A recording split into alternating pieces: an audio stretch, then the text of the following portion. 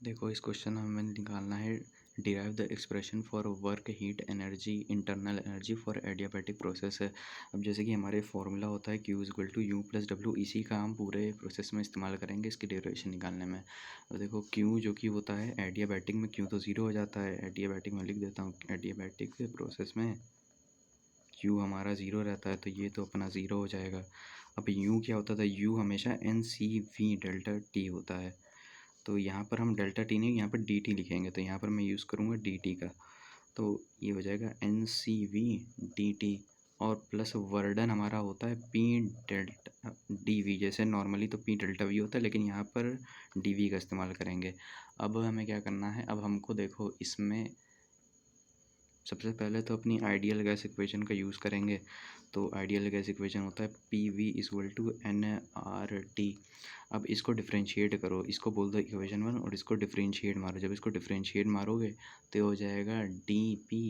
सबसे पहले पी को हमने डिफ्रेंशिएट किया और वी तो ऐसे ही रह जाएगा, फिर प्लस अब वी को डिफ्रेंशिएट करो तो पी वी ऐसे रह जाएगा और डी वी, और ये एन आर तो कांस्टेंट है तो इसमें डिफ्रेंशिएट होगा नहीं, और डी टी में को लिए होगा तो N R delta T, N R delta T नहीं डी टी से बोलो, तो एन डी टी। अब इसको ना यहाँ पर डिवाइड पे ले जाओ, तो V D P plus P D V divided by, अब इस आर जो है ना मैं इसको यहाँ पर ले आया हूँ।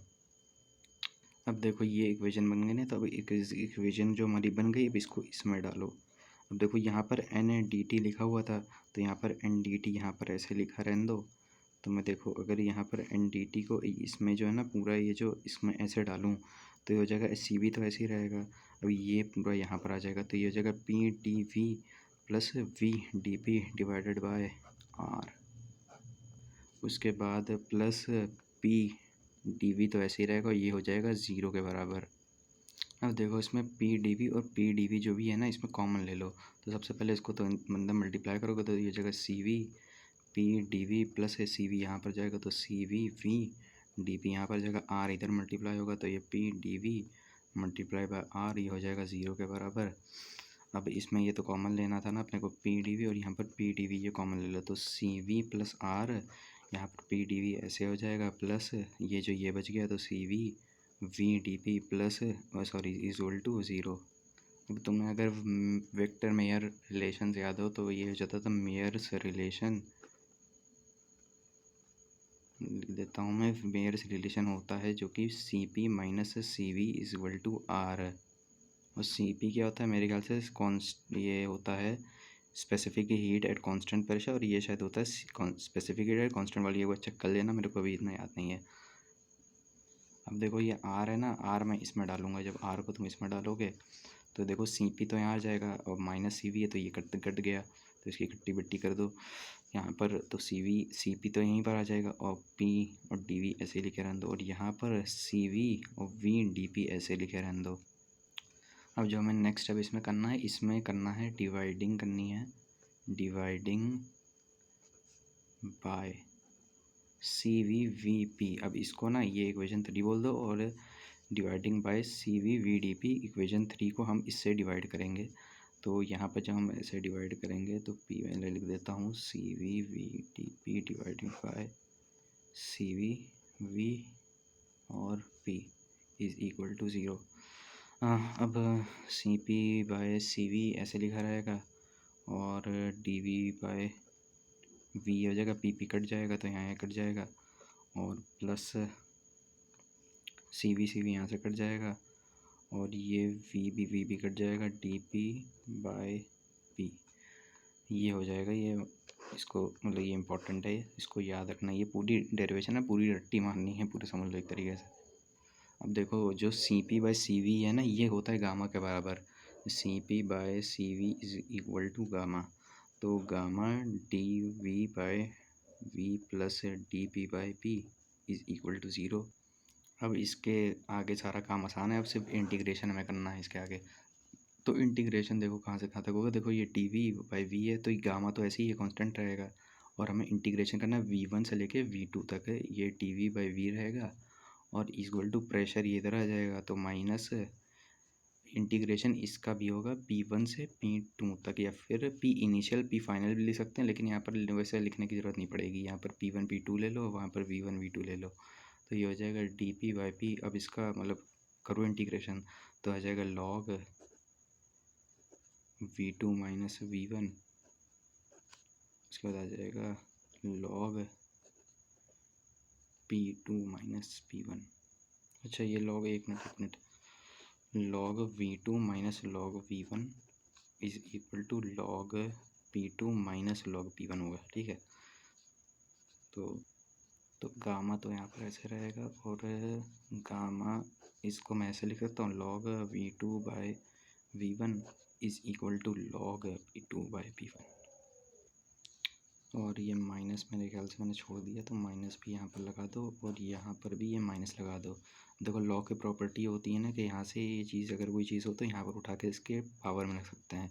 तो मैं लॉग को ऐसे ही लिखे रहूँगा, P2/P1 ऐसे लिख दूँगा, यहाँ पर माइनस ये शिफ्ट होके यहाँ पर आ गया। और गामा log V2/V1, अब मैं इसको ऐसे लिख सकता हूँ ना, V2/V1 is equal to P1/P2, क्योंकि देखो ये था ना इन्वर्स था ना, तो इसको ऐसे लिख सकते थे P2/P1। तो जब ये log log काटेगा अपने आप को, तो ये P1 ऊपर जाएगा, P2 यहाँ पर ऐसे आ जाएगा, और ये अरे ये भी तो यहाँ पर आएगा ना, ये मतलब ये भी तो यहाँ पर आएगा ना, इसको हटा दो यहाँ पर, तो ये पूरा गामा ऊपर आ जाएगा यहाँ पर, ठीक है। गामा यहाँ ऊपर हो गया, मैंने यहाँ पर दिखाया नहीं था, अब दिखा दिया है। तो ये हो गया V2/V1 gamma is equal to P1/P2। अब इसको अलग अलग कर लो, तो P2V2 gamma is equal to P1V1 gamma. अब इसको बोल दो किसी कांस्टेंट के बराबर, ये हो जाएगा let it be a constant.